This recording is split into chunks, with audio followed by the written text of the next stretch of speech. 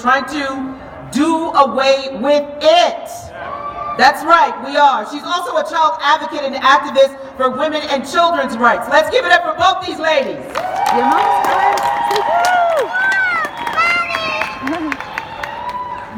Good afternoon, Denver. In May, Bridge to Justice helped me win a Colorado Supreme Court case, changing state law and allowing domestic violence victims to obtain a restraining order when abuse occurs out of state. My story is not unique, yet there were no laws in place to defend the rights of those escaping abusive relationships. You fall in love with this person and you think they love you back, but it's disordered. They love you less, so you love them more. You pray they will change, hope they wake up better every day, and you can't understand how someone can claim to love you, but everything they do suggests otherwise. Slowly, over time, they push to see how much they can hurt and control you. One day, my ex-husband said, "All my friends think I can do better than you," so I decided to break up with him. Through dramatic sobs, he said, "I can't live without you." This was the first time it happened. The first threats of physical attack happened with our daughter in my arms.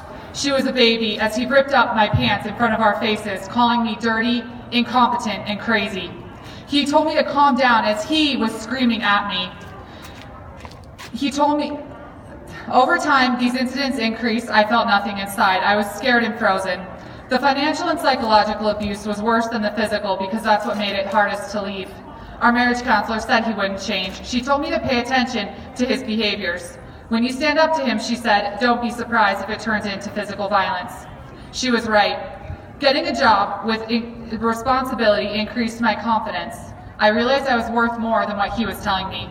With every incident of violence came apology, blame, forget, and repeat. I finally recognized the cycle, that I was being manipulated into staying with him. Dr. Eve Kilmer said, pay attention to how you feel around someone. More than half of the women around you have experienced abuse. Many endure it now, and nearly everyone here knows someone. Be there for your friends, and if it's happening to you now, know that you're not alone. Ask for help. It's time that we trust and share our stories, unite and fight back. And now here comes Marley McLean, Executive Director of Moms Fight Back.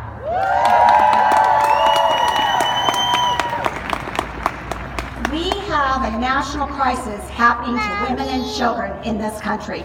Their human rights and civil rights are being denied. In 1994, we held a rally at the Capitol with the National Center for Protective Parents.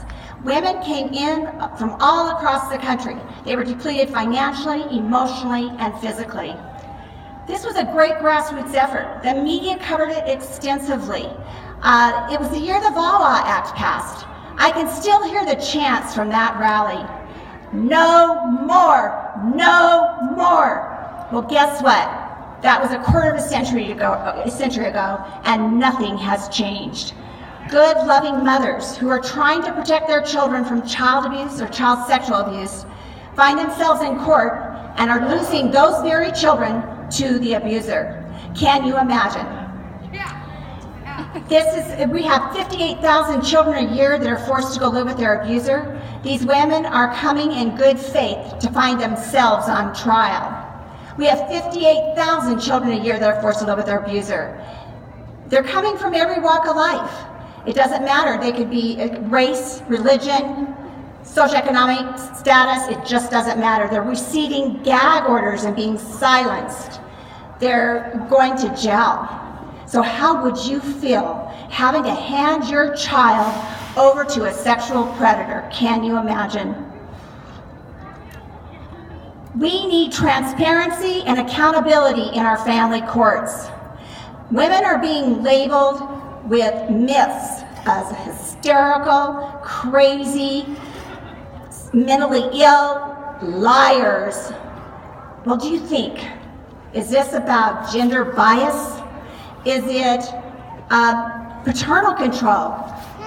Is it male entitlement? I don't know, but I do know one thing. We need the good men to step forward.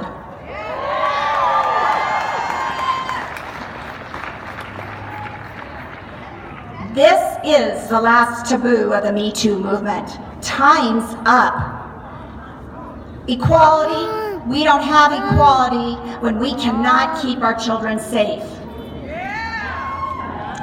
We've come a long way, baby, but not far enough. ERA.